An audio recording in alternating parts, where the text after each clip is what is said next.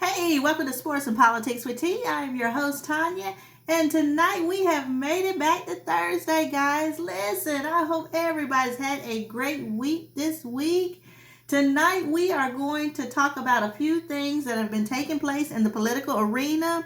The first thing that we're going to talk about is the protest that's been going on with these ICE raids, because these ICE raids are targeting minorities, Hispanic, blacks, everyone. Okay, they're coming after everybody in those streets.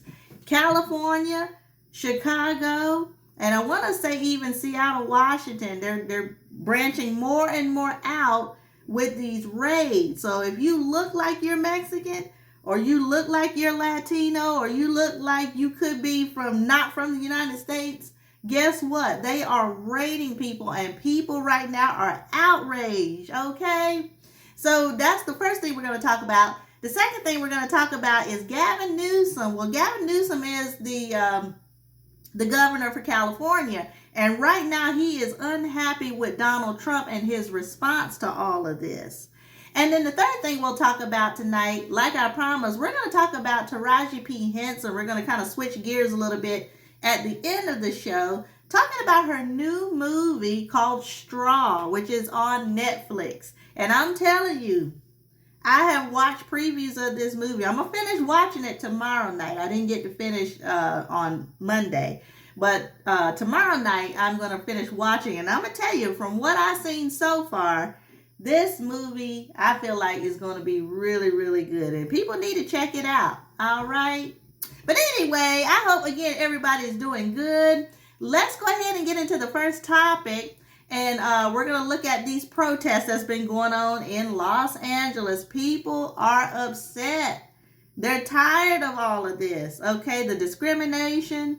You know, some people are getting pulled from the crowd, and they could be American citizens, but because they look Mexican or they look like they're from overseas, guess what? ICE is going in and grabbing people and taking them away. So let's go ahead and listen in on this article. Once it's over, I'll let you know exactly how I feel about this, and then we'll dissect this video after it's over.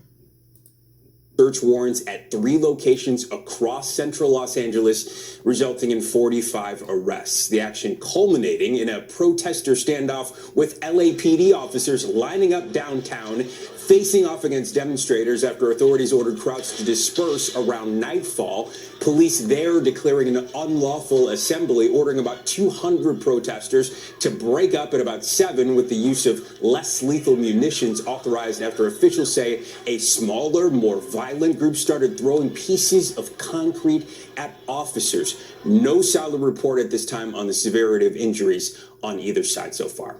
Yeah, and Steve, I know while all this was happening in the streets, there was also this battle really being waged between politicians in LA and the White House in Washington. What can you tell us about that?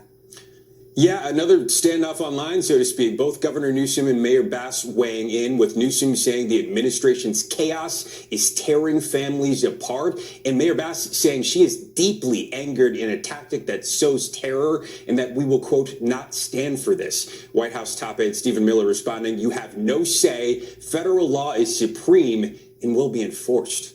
Joe? All right, Steve Patterson reporting from LA. Steve, thank you so much.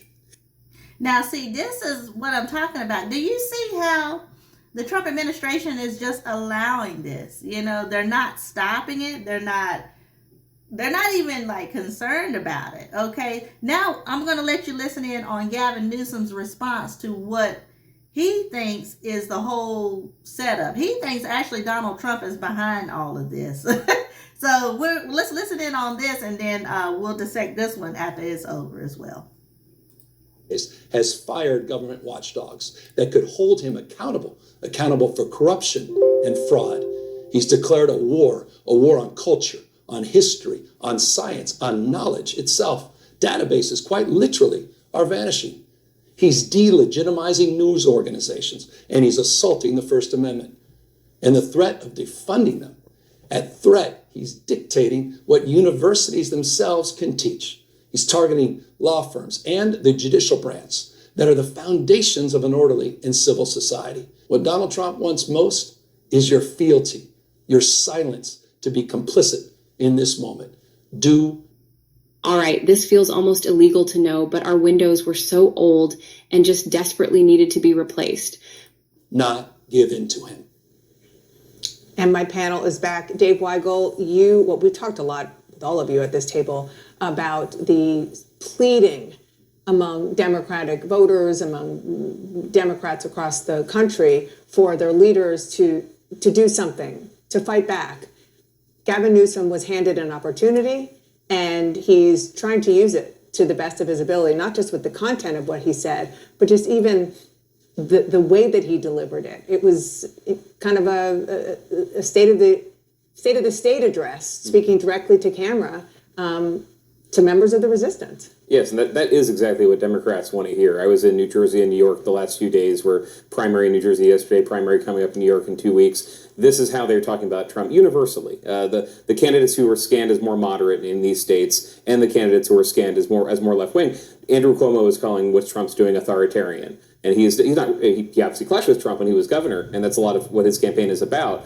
But what they're trying to do in real time is because they're very aware, every Democrat's very aware that footage you saw in LA even a couple days ago is going to be in campaign ads for the next 4 years. I'm still seeing the same B-roll of stuff burning in Minneapolis and ads in rural South Carolina 5 years later. They know that's going to happen. They are trying to win an argument right now that says this is not necessary, that Donald Trump could have handled this differently, and he's trying to accelerate this for that imagery, for those purposes, for political gain.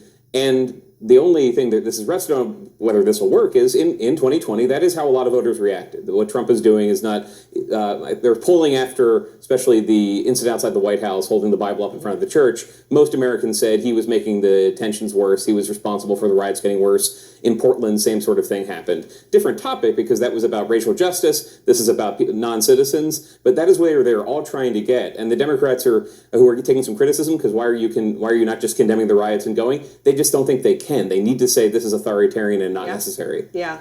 And then just back on Newsom, the way that he is doing this, again, what he is saying and the way that he is doing it, not just in that speech, but also on social media, he just TikTok alone, the beginning of this month, which was like last week, he had 603 followers on TikTok. Now he has 1 million followers, and he's got 603,000 June 4th, and now he has 1 million. So he's almost doubled his followers, and his videos have gotten hundreds and hundreds of thousands, millions of views. I think when there are inflection points, usually, where people feel that Trump has kind of done something that they consider particularly problematic, there's always an entry point for a Democrat to kind of become the face of the resistance on that issue. Cory Booker had his moment, for example. And so we've seen Democrats able to make a moment out of these opportunities. I think Governor Newsom is definitely having a moment.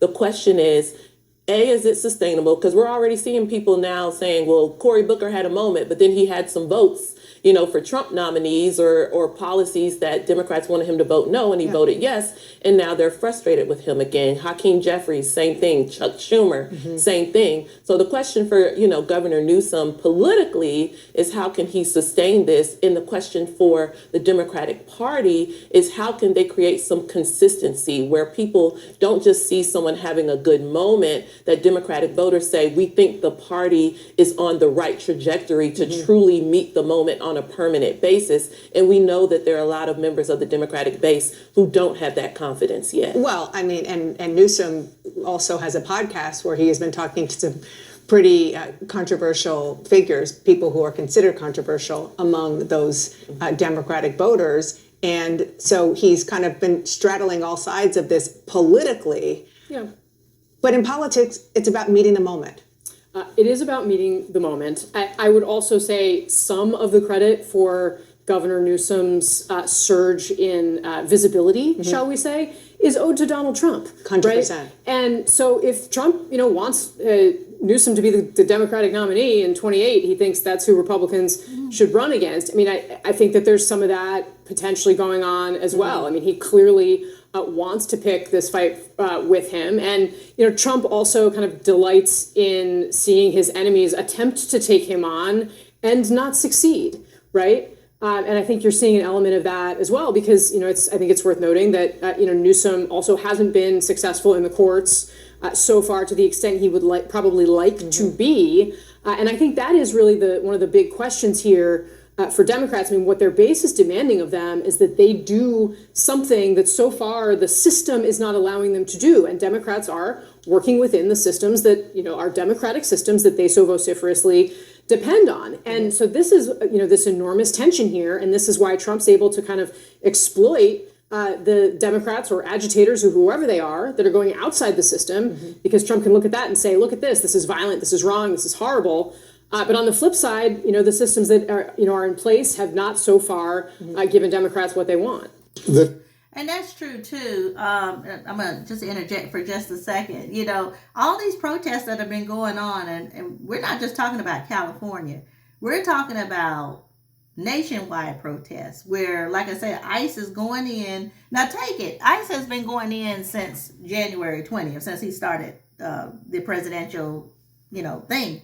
But at that time they had a little bit more regulation, but now the ICE raids are going in, and if they just, it's almost like they're just they are prejudiced. They're going in, and if you look like you could be from such and such, they're just grabbing people. They putting them in vans, they shipping them off, taking them away from their kids and their families and destroying lives. And I mean, President Trump, who's the president, again, is not addressing any of this. He wants this. This is the thing.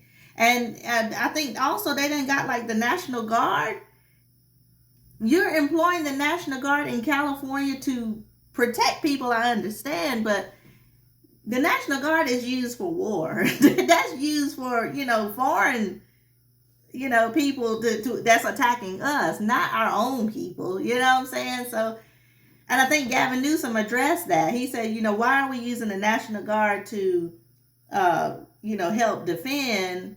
And I understand that, but, that's what our police department is for. That's where our security is for. I feel like he's making it seem like Trump is behind all of this, and so it could be, I don't know for sure, but it's just strange that he's not talking about it, and he's not coming on camera and at least addressing the nation about all these protests that's been going on. But the Trump administration, I'm going to go ahead and, we'll go ahead and keep going with this article, and after it's over, then we're going to go on to the last subject at hand, and then we'll go ahead and end it for tonight. faces an afternoon deadline to respond to California's lawsuit over the use of U.S. military troops in downtown Los Angeles. The state is trying to block the White House from using the Marines and National Guard troops in protests over immigration raids. President Trump mobilized the military against the objections of the state's governor, Gavin Newsom, who is accusing the president of, quote, a brazen abuse of power, close quote. Listen to this. This is about all of us. This is about you. California may be first, but it clearly will not end here. Other states are next. Democracy is next. Democracy is under assault before our eyes. This is the morning gut reset recipe that took me from 198 to 147 in just weeks. It's natural. All right, joining us now, CNN senior political and global affairs commentator Rahm Emanuel. He's a former U.S. ambassador to Japan, a former Obama White House chief of staff, former mayor of Chicago as well. Rahm, thanks for being here. Do you agree with Governor Newsom? Has the White House trampled California's rights by mobilizing U.S. military troops without their consent? Yeah, Wolf, I want to draw back on one experience when I was mayor. Chicago in 2012 had the largest NATO meeting in the history of NATO. 75 countries, close to 75 countries because other countries participated. We had 50,000 people on the street. We did security in collaboration and cooperation with the federal government, not in confrontation. And people were able to protest without provoking, very little, if any, violence at all. Here, the Trump administration is not trying to cooperate, not trying to collaborate, is trying to confront not those protesters, but also the state government. This was a confrontation driven by the Trump administration. So I think Gavin Newsom is right not only to sue, but to call it out, because it starts the United States down a road we haven't ever gone before. Now, Let me stop just for a second one more time too, because see, this is what I'm saying. He's deploying the military at a protest. Okay, you have freedom of speech for a reason, and it's almost like he doesn't want people to protest when it comes to things like that. But see, with January 6th, when people were climbing the walls of the Capitol and breaking out windows and things like that, you didn't see, they deployed them later as things got worse. But in the beginning stages, no. There was no National Guard. There was no army on the street trying to, like we're at war. I mean, that's what the regular police department is for, to secure locally, anything that may go down, or just regular security, But you're deploying the military for just a protest? It's number one, it's a waste of money. And number two, it's almost like, what happened to freedom of speech? They said during the early part of the year, that freedom of speech is anything goes. Remember, anything goes. You can do what you want, unless, like I say, they feel threatened. And this is what we're looking at right here. So, but anyway, let's keep going. you have a right to protest, you don't have a right to provoke. That is also true for the government. You have a responsibility to protect, not to provoke. And this was a purposeful set of confrontation. And the governor was correct to call and say, we're first, but not last. You and I have known each other, Ram. You and I have known each other for a long time. You know politics. You know politics well. Does President Trump benefit from this showdown between him and California Governor Newsom? Yes and no. And what I mean by that answer is, on the short term, there may be a yes, but if this all of a sudden becomes a violent act where the government, in a sense, one citizen or one individual is physically hurt, then this could clearly, from just a pure political standpoint, flip on the president. Remember the other piece of what the president's trying to do. He doesn't want anybody to look at what, Elon Musk called the ugly bill. He doesn't want to debate about all the children that are being kicked off of Medicaid. So there's also a distraction element to this. So on a short term, I would say there's a piece of that politically that you could say benefits the president, but it can easily flip on the other side in the same way that would be true for the state. And politics, and then no matter what anybody says, is not far, if not center, for either the president or what they're trying to do, or for the mayor and the governor in that situation. But so I wouldn't answer it as simply it's good politics, because I actually think there's an element of this where the swing voters, independent voters, are not going to like the idea of Marines and the militarization and the constant militarization, constant confrontation on the streets. Don't mix. And that's true. Like I said, why are you employing the military at a protest? Okay, this is not war. He's acting like we had World War II. We got to get the Marines involved. Let's get the Army down there. Let's get the National Guard at a small little protest in Los Angeles. Come on now. And see, it's always in the Democratic states. When he was running for president, and I remember when it was in the Republican states like Texas and, Florida and places like that, where they were just pro-Trump and people were being violent there, you didn't see any military getting deployed there. It was just whatever, anything just goes. But when it comes to the Democrat states, especially like Illinois and California, those places, here comes the military, so it just sends a bad taste and a bad signal, as if to say, like something is going to be up in the air, so. But yep, so anyway, y'all, let's go ahead and get on with the last topic tonight.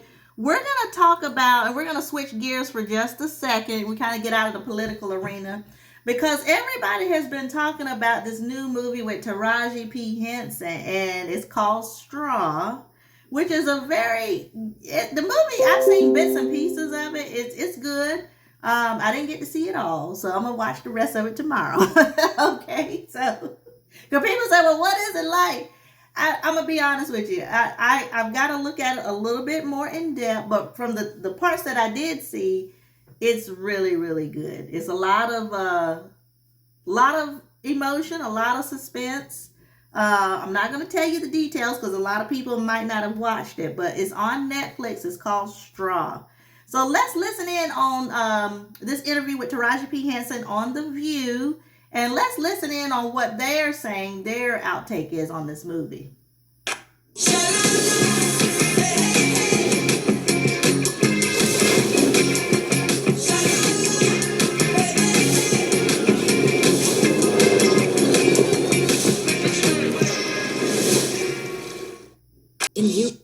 All right, guys, so you heard it here from The View, Straw on Netflix. It's streaming right now. Like I said, I'm going to watch majority of it probably tomorrow night. I watched bits and pieces of it on Monday night, but I didn't get to finish. But tomorrow night, I'm watching all of it. So it seems like it's a really good movie, and I encourage everyone to check it out. You might enjoy this, all right? But anyway, guys, I'm going to go ahead and wrap it up for tonight. I have enjoyed my show. If you enjoyed this content, please hit like, share, and subscribe. And also, if you can, please hit the notification bell. That way you won't miss any episodes when I come on to YouTube. Okay? All right, so I'm going to go ahead and let you all go. This weekend, again, is Father's Day weekend. I know people are getting together with their family and friends. If I don't get to speak to anybody, happy Father's Day or early Father's Day to all the fathers out there. And I will be back on Monday where we're going to dive a little bit more into the political game. And that will be what we're going to cover for Monday. So, but anyway, everybody have a great rest of your night. And I will see everybody on Monday at 8 o'clock. All right, everybody have a great night. Take care. Bye-bye.